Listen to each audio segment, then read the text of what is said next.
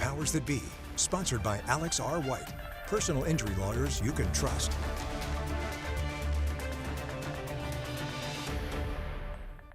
If you are looking for somebody to talk less about politicians and more about you, for someone who listens more than they talk, here she is.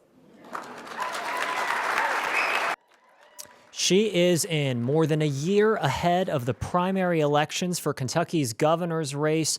The first candidate has announced her campaign, and that is Democrat Jacqueline Coleman, Kentucky's current lieutenant governor. Thanks so much for joining us here on The Powers That Be. I'm Isaiah Kim Martinez. This was big news, and we expect more candidates to follow. Here's the latest. Today, I declare my candidacy to be the next governor of the Commonwealth of Kentucky.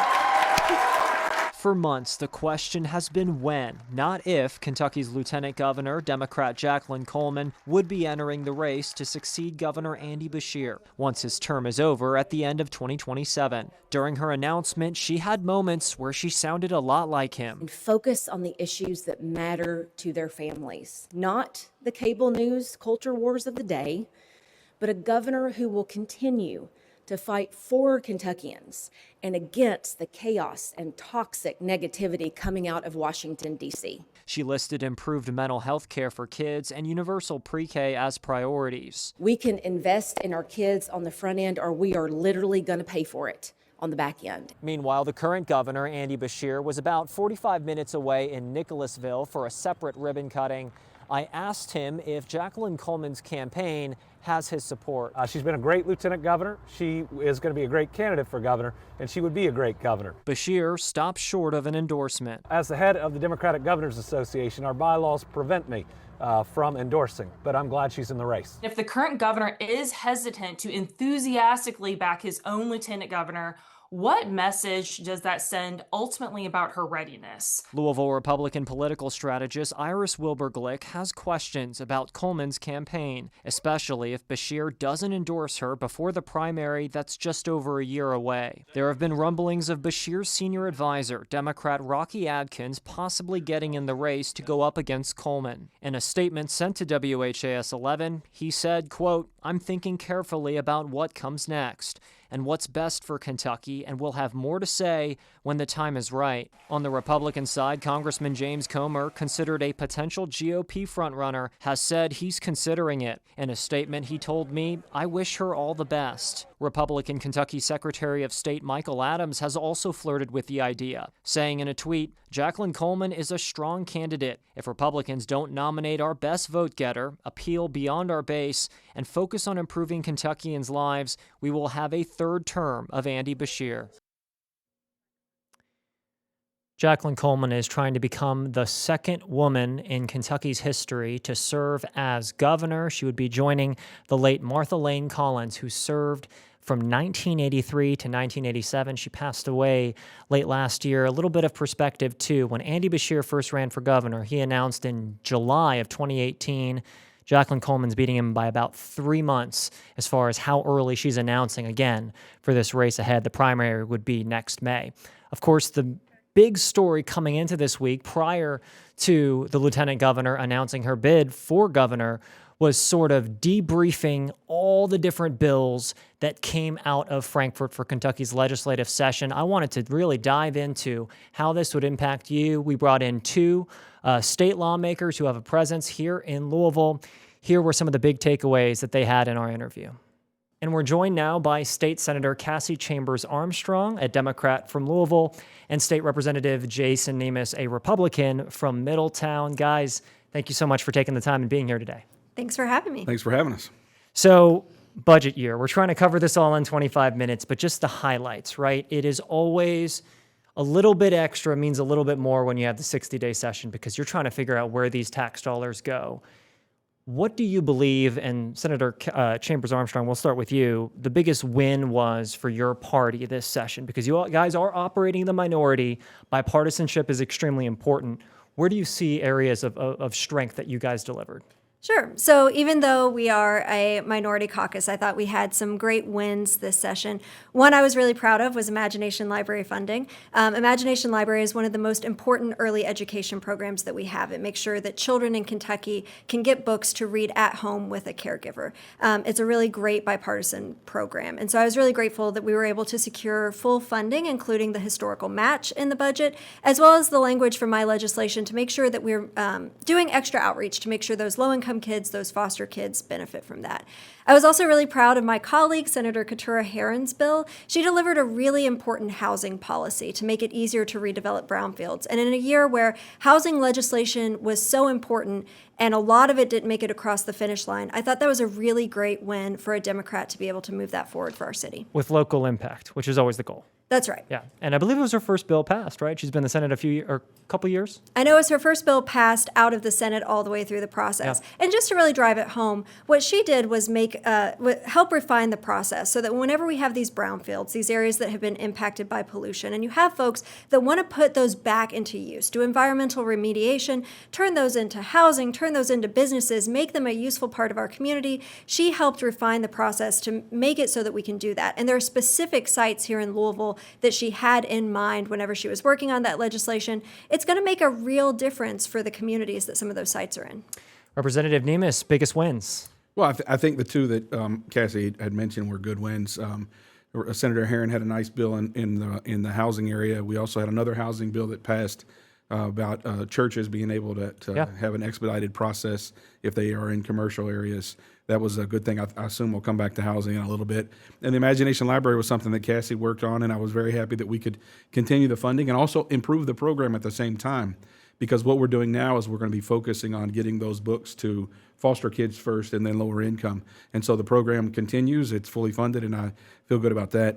With respect to the question, what's my party's biggest win? I don't know that I look at it in terms of that. I would say Kentucky's biggest win is a continuation, if I could say it that way. And that is for now 10 years, 5 budget sessions, we have had budgeting that is responsible and conservative. We're doing a lot of things at the same time. We are making sure that we don't overspend, that we're saving an appropriate amount of money so that we can get our bond ratings down, which has a real impact, not just so we can say the bond ratings are down, but that we can build things cheaper. All at the same time paying off things that were not funded for far too long, such as our pensions. It's not expected that we'll pay those off fully until 2049, but we're making a lot of inroads into paying things off like pensions. All the while funding education at higher levels than they've ever been funded, outstripping inflation when you look at benefits for teachers as well, which have to be included, obviously, because benefits are part of the pay package. So we're doing all these kinds of things. We are also, I'm very proud to note, this is something the governor touts all the time, and we join him in that. And the legislature has funded substance abuse treatment more per capita than any other state. And that's having a direct impact. If you look at the 20 counties across the country with the biggest reduction in opioid in overdoses, 14 of those 20 counties are in Kentucky. So we're trying to fund our needs while at the same time being reasonable and being responsible and releasing some of the pressure off of Kentucky taxpayers. For example, I know we didn't reduce taxes this session, but since we've taken over in 2017, if you make $50,000 a year, that is the difference in what we've done at 6% to 3.5% at $1,500 in your pocket per year after taxes. So we're doing all those things together, and I think that's the biggest win for Kentucky is that we're continuing that trajectory. And I know Republican lawmakers have really stressed the sort of the business-friendly environment as being a big reason why you guys focus on that so heavily as it relates to the income tax. That's right. I did want to talk about the budget, right? We talked about sort of the leanness of it. So that was the scuttlebutt, right? This was going to be a lean budget, economic uncertainty. I looked at the numbers of 2024, and they were fairly comparable. The executive branch budget, the 2-year spending plan, was, I believe, $30 million last time, $32 this time. One-time spending, I believe, was $2.7 billion last time, $1.7 billion this time. That's right. I mean, was this really, and Representative News, we'll start with you, was this really like a session of restraint when it comes to this budget? Is that how you view it? Or? I think that's a good way to put it. It's a lot. You said uncertainty. We're hitting our numbers. We're still going to have a surplus, but it's uncertainty. It's a lot of things that are happening at the federal level and at the international level. We want to make sure that we have the money to handle our business. A lot of our sister states are having contractions in their budgets. We're not yet, but we understand that that is something that is possible for us in the near future. So we want to be very responsible. We're putting money into what we call the rainy day fund, the contingency fund, and to ensure that we have the dollars necessary there. And so we are not overfunded. We have to have a balanced budget. We can't print money like they do in DC. And so I would say this is a conservative, cautious budget, but I think it satisfies our needs. Senator, for Democrats, it appeared to me that two of the biggest concerns with the budget, not just going in, but even as it was passing in both chambers, was Medicaid and then higher education funding. It looks like, at least on the higher ed part, some of those were I guess, Taken settled care some of of. those concerns. Can you expand upon that first? We'll go into Medicaid after. Yeah, so we restored some of the cuts to our higher education institutions in the veto override period. But I want to circle back to what Representative Nema said about uncertainty, particular federal uncertainty, because in my view, this is one thing that we sort of overlooked this session. The uncertainty that's being caused is by what's happening in Washington, D.C. And I worry that these federal laws we're passing are going to be devastating to Kentucky, particularly devastating to our healthcare industry into the future. I hope I'm wrong, but I have that concern. And so when we talk about uncertainty, we are operating in a landscape where we just don't know what the impact of, call it the big beautiful bill, call it whatever you want to, is going to do to the healthcare landscape in our state in the future. And so it is true that we have to operate with that in mind, and I'm not sure that we are adequately taking steps to plan for what the impact of that legislation could be. Also, what worries me about our continued tax policy and tax cuts, people like tax cuts. Everyone, when you say, would you like a tax cut? Most people say yes. But what most people don't realize is at this point, when we continue to cut taxes, the way we're doing it, the majority of the benefit is going to people who need that benefit the least. The more money you make, the more money you're saving. The less money you make, the less money you're saving. And as we give away the money through these tax cuts to people who maybe don't need the tax cut as badly, it's impacting our ability to invest in services and resources and relief for the people that need it the most. And so just by way of example, I filed a bill every single year that I've been in the legislature to eliminate the sales tax on diapers. It hasn't gone anywhere. It has a fiscal note of about $6 million that's a drop in the bucket. Can't really get a lot of traction or momentum, even though that tax cut, eliminating the sales tax on diapers, would save more money for a low-income family with 2 kids and diapers than a tax cut would, an income tax cut. And so I worry when we talk about tax policy, we have to talk about who we're giving relief to and what the price of that relief is. And I support her effort on the tax cut there for diapers. Also supported what we call the pink tax for feminine products. But what we're doing here is it's a long-term play. And the thought is, by the way, we have more revenues now than we did when we began to cut taxes. So the play is working. And the play is to grow over time. It's a conservative approach to a conservative goal. It's to grow over time. We are a poor state. We're not going to tax our way into prosperity. We have to grow. And so that's what we're trying to do here. So it helps the guy that has a lot of money, and it helps the guy who doesn't have a lot of money. If you work, you're going to get a tax break. And so that's what we're trying to accomplish. In our sales taxes at 6%, which is where I hope it stays. We don't tax groceries. We don't tax pharmaceuticals. Many states do. We don't. That's not in the conversation to do that. So we're trying a long-term approach, and it's working. You know, I want to touch on Medicaid. You guys had discussed it in length going into this session, sort of what we do with Medicaid, given what we've seen on a federal level with that big, beautiful bill that Senator Armstrong mentioned. I'll leave it open-ended. How did we approach Medicaid? And I'll start with you, Senator. I'm worried about what we did with Medicaid in this budget. And so I think everyone would acknowledge, I think Republicans would acknowledge, that Medicaid is likely to be underfunded in the second year of the budget. There is probably not enough money there for it. And so they put money in what they call a lockbox. So we set aside money and we said, here's money for Medicaid if we need it. I think What was it, like 275 million, something like that? I think it was 350. Just, 350. Yeah, okay. And it's not clear to me exactly what it's going to take to unlock this money, or that the General Assembly, if the governor comes back and says, hey, by the way, we need this money, Medicaid is in crisis, we need this money, that we're going to be willing to unlock it. And that's scary to me. When we're talking about Medicaid, we're talking about life or death decisions that have to be made right then. It is not a program that can survive in the face of uncertainty. We should not do that to people, especially our most vulnerable Kentuckians, to make them worried that we're going to run out of money for Medicaid. And so I think on the one hand, this idea of, yes, let's innovate, yes, let's sort of see what we can do better in the system, that's great. I think everyone agrees with that. I'm worried about this lockbox. I'm worried about what it's going to mean a few years from now. I'm worried about how it plays out if we're not willing to unlock it and give those benefits and resources to Kentuckians. Yeah, I would say I want to start by at first principles and know who we're talking about here. We're not talking about the traditional population, the elderly or the infirm. We're talking about the expansion population.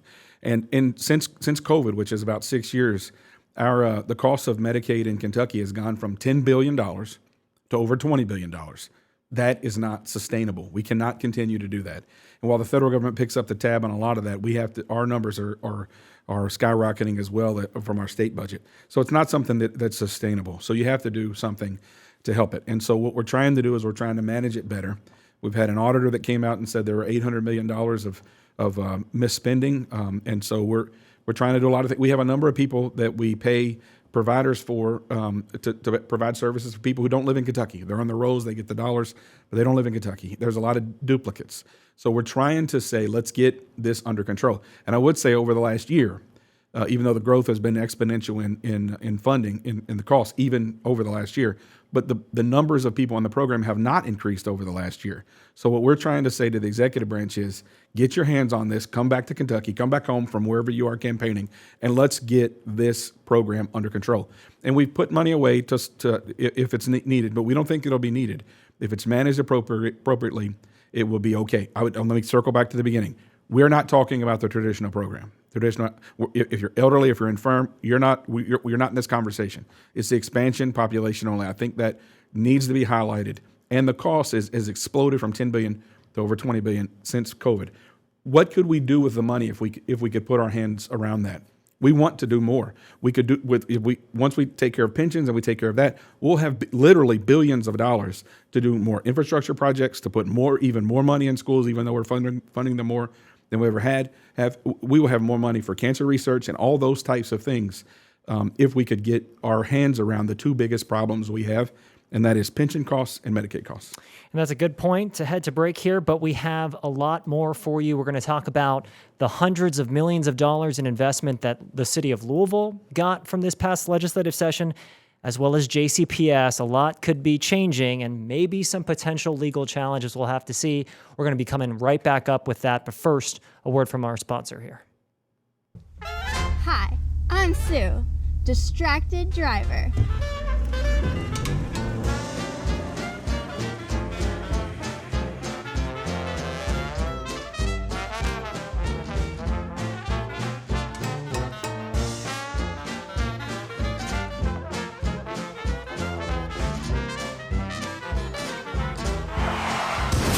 Attorney Alex White. If you're injured, visit SueDistractedDriver.com. All right, welcome back to our discussion. Big takeaways from the 2026 Kentucky legislative session. Of course, two of our state lawmakers with us today, Democrat Cassie Chambers Armstrong from the Senate and Republican Jason Nemes from the House. We appreciate both you guys taking the time. I want to dive into Louisville because, like him or not, this mayor seems to have been very successful over the last two budget cycles to deliver a lot of money for the city of Louisville. Representative Nemes, we'll start with you. I mean, what's the secret sauce here? And could you sort of list some of the things that Louisville got? Certainly. This was a spectacular session for Louisville with respect to projects. Having the mayor there is important. He goes to our colleagues' counties. He goes to Todd County to see Petrie. He goes to Northern Kentucky to see then Petrie's the House Budget Chairman, and he also goes to various counties to go see legislators. And I think that's important because Louisville is their town too. It's our town, it's our home. But they think of Louisville as their town, and they want Louisville to succeed. And it is better when we have a mayor who is liked and respected in Frankfort. So that's good. The secret sauce is we have Julie Rocky Adams at the table. I mean, I can say pretty words or whatever. I can just tell the bottom line truth. Julie Rocky Adams she's the one who gets it done for Louisville. We do our part in the House as well, but she's the secret sauce. What we're talking about here is we have $90 million that are coming to infrastructure projects in downtown Louisville. We have Lou Med under the I-64 in Belvedere, transferring the community care center, getting some more money there for homelessness, and there are several other things that can be used for. The Center for the Arts got a significant amount of money. We could go on and on. It's about $1 billion to Louisville, $707 million in road projects, and so it was a tremendously successful session for Louisville, just like it was 2 years ago. Senator Armstrong, I mean, some of these incentives here, we saw in, I believe it was House Bill 757, there were some incentives included for Humana, sort of reconstruct that, rehabilitate that to make it a convention-style hotel. There were some in there for Valhalla. I know a lot of these projects, especially downtown, don't really fall in your district. Just walk me through sort of the impact and how you view it, given the constituents you represent. Sure. So I think when we're talking about Louisville and its importance, Representative Nemes hit the nail on the head, which is Louisville is important for the entire state. It is the economic engine of the state, and it belongs to everyone. It belongs to everyone in Kentucky. Everyone in Kentucky is impacted by it. And so I'm really grateful for our local government officials, our Louisville delegation, everyone rowing together to hit that message. Cross-party line. Exactly. Bipartisan support to say day after day, Louisville is important for the future of our Commonwealth, and we should all be invested in how it goes. And so we saw a lot of great projects that impact all of the different neighborhoods, all the different parts of Louisville. That is a good thing. I'm going to talk about one in my district that I'm really excited about, the Kentucky Trails expansion at the Louisville Zoo, which is going to be so exciting. You're going to be able to shake hands with an otter. If you don't believe me, you can Google. Right. There's a Japanese zoo that does it. You can put your hand through and shake hands with an otter. Shake it after Cassie does. Yeah, sold. That was one of my number one budget priorities. I'm really grateful that we had some money to assist with that project. But I think if you want to feel good about government, go and look at some of these projects and think about all of the different people, all the different families, all the different communities that they're going to touch and make a difference in. There is a lot of bipartisan support in Frankfort, which I think does need to be stated because so much we see, not to call out the Capitol, right, in Congress, but it tends to be more partisan. At the end of the day, when you're representing your state, there is something that just goes with having a budget session, having to balance your budgets and things of that nature. I do want to reference, though, one of the more controversial topics along party lines, and that is public education, specifically our largest school districts. I'm going to focus on Louisville. Obviously, that's where we are. JCPS was yet another time very much a hot topic, and a lot of times we've seen bills maybe not cross the finish line. This was not the case. Senate Bill 1, Senate Bill 4 were two big ones that could change the entire way JCPS operates. Senator Armstrong, I want to start with you. I mean, we knew this was a priority specifically for Republicans. I mean, what are we looking at here as far as impact? And I wanted to kind of get your reaction to it / path forward. I'm particularly concerned about the provisions that change the districts. And so we'll be going from 7 school board members to 5 school board members. Those districts were drawn by Frankfort. I actually hadn't even seen the districts prior to the time we voted on them. I know a lot of people in the community hadn't seen them either. And then my understanding is JCPS will be able to draw its own districts in the future. But I'm worried that there's a lot of sort of change, upheaval, things that don't promote stability. And I think that you would find bipartisan consensus on the idea that we need to be providing stability to JCPS. We need to be supporting our public education system, and we don't need to be passing legislation that works against each other. And so what I'm worried about is you see all of these bills making all of these changes, and I don't know that people are sitting down and thinking thoughtfully about how do we in a long-term way support stability and governance in this district. I also believe that when the people elect representatives to speak for them, whether it's school board or anything else, you only change that with a great amount of thought, care, deliberation, and community input. I'm not sure we saw that this session. And Representative Nemes, I mean, you were instrumental, even though this was a Senate bill, and specifically the language and the effort to bring these board members, these districts down to 5, recreate them. And the emergency clause is key, because for those who don't know, that means that this takes effect and every board's up for grabs in November. You've called the board at its current form a clown show because of the budget deficit. I don't know a better word for it. Why did this need to happen right away? Why not just go for those who were up for re-election and then kind of go from there? Well, there's a couple of reasons. One, the JCPS board effectively asked for this when they said that you can't treat Louisville differently. Well, 7 was only for Louisville. Every other school board in the entire state has 5. And so they don't get to pick and choose the ways that Frankfort treats them the same and treats them differently. So when they filed that lawsuit, they were effectively saying, hey, we think we should be treated like everybody else, so we went to 5. That language was my language. I'm very proud of it. I said from before the session began that this board would not survive sine die, and I'm happy that they didn't. Not only about the lawsuit that I was talking about, but let's talk about the substance of the question. We are $188 million in the hole. That's because of this board. Our reading levels, 1/3 of our African Americans read on grade level, or 1/5, 1/3 of our whole staff, our whole student body reads on grade level. I won't even tell you the math and science scores because we'll cry about them. They're so low. And all the while, we had about 12 years ago, Adam Edlin, a Democrat auditor, came into Louisville, looked at JCPS, and they said one of the major problems you have is that central office is overbloated, has too many employees. We need to get more people to the classroom. So what did this board do? They went out and they hired 255 more employees for central office. Just so you know what that is, that's 5 schools worth of teachers. I said clown show before. I don't know a better description. They're absolutely incompetent. They want to blame the former superintendent. We don't elect superintendents. We elect board members. It is on the backs of those board members that we are so financially incompetent, and our district is run so poorly that something has to be done. And so what I'm really excited about, the biggest win of the session other than the budget, is that we are now going to have a new board. And again, I think it was legally required, but also we are going to have a board member elected all over the state. By the way, the South End didn't have a single representative. Nobody lived in the South End. They will now get one. And so they should be very happy about that. But what this means is we should be talking, and I invite you, and I hope your new station does this, we should be talking about JCPS and education the entire summer and fall. We have an opportunity now to improve JCPS that we've not had in a long time, and I've told you some of the terrible numbers. There's a lot of good things happen to JCPS as well, but we need many more. 1 in 6.5 kids in Kentucky are in JCPS. It's the most important thing in government. There's really not a close second, and it is woefully inadequate. 3 minutes left. I want to touch on this quickly. You guys are both lawyers, and my first sense with this is like, okay, this is at least Senate Bill 1, which has to do with JCPS superintendent who has more control over day-to-day operations. That's been in lawsuits in the past. But Senate Bill 4 is kind of the question because that's the school board one. That's new. I know they met in executive session, I believe, yesterday, the school board did, to sort of talk about a path forward. Yeah, they don't have a lawsuit. Do you guys see this, and Senator Armstrong, we'll start with you, do you see this going kind of that route? What's your sense that the board will sue and maybe this all gets held up?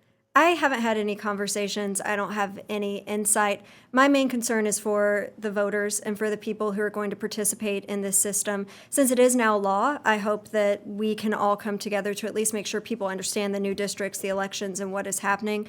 But again, it concerns me that we are making these changes about disliking the people that were in those seats as opposed to thinking about the structural stability of the system. If you don't like the people representing you in office, vote for new people. You don't sort of upheave the whole system and create more chaos. It's not about dislike. I don't even know most of them. They are woefully incompetent. The numbers are. Do you see a lawsuit coming? What are you hearing? You and James Craig have. What would they sue over? They sued before saying you can't treat us differently. Well, that's not mine to answer. Would they sue and say, oh, wow, you treated us the same, now you're not allowed to do that? I don't know what their lawsuit would be. Do you think they will? They can if they want to, but there's no claim there because the Supreme Court just ruled for them when they said you can't treat us differently. I would say one thing. There is one way that we treat JCPS differently than any other district, and I fought to keep this one, by the way, and that is that we have a 0.75 tax, occupational tax, and no other place does. 0.5 is the cap. I fought to keep that, but it's the only place that we treat JCPS differently. And the reason I fought to keep it is because it's the difference between $72 million. So I would strongly advise JCPS not to bring that lawsuit, because if they do that, I'm sure there'll be a second one brought as well, and neither one of those are good. We need to have it out, battle over JCPS this fall in these 5 districts. And I'm excited about that for the people of Jefferson County. They'll elect whoever they elect, but I want the citizens, all the news organizations, everybody needs to talk about JCPS all summer and all fall. It is the worst thing going in Kentucky government, and it needs to be better. A lot to talk about into the summer. Real quick, we have less than a minute left. I want to get 20 seconds from each of you guys. What are you looking forward in the interim into next year? Maybe something that didn't reach the finish line, Senator Armstrong, that you're really keyed in on. I think I could probably find some support from Representative Nemes on this. I'm looking forward to, I've been looking at ideas of how we could better serve victims of domestic violence in our court system. Kentucky still scores really high in terms of our domestic violence outcomes. There are things we could do to support survivors more. So I'm looking forward to the conversation. You going to have it with me, Representative Nemes? No doubt about that. I would say, and Cassie supported this and voted for it, it's the Julie Rocky Adams' bill, Senate Bill 122, was written by Zero V Zero Violence, and that protects domestic violence, children and women and men in domestic violence situations. That's good. Housing didn't make it past. Susan Witten did an extraordinary job getting it passed in the House. It's a very complex thing. I passed medical marijuana. It took me 5 years. I don't think this will take 5 years, but she did a great job at the first year, and I look forward to her passing it through the Senate next time as well as the House next session. All right. More to watch, of course, going into the interim session. Thank you both so much for taking the time. We appreciate it. powers that be. Sponsored by Alex R. White. Personal injury lawyers you can trust.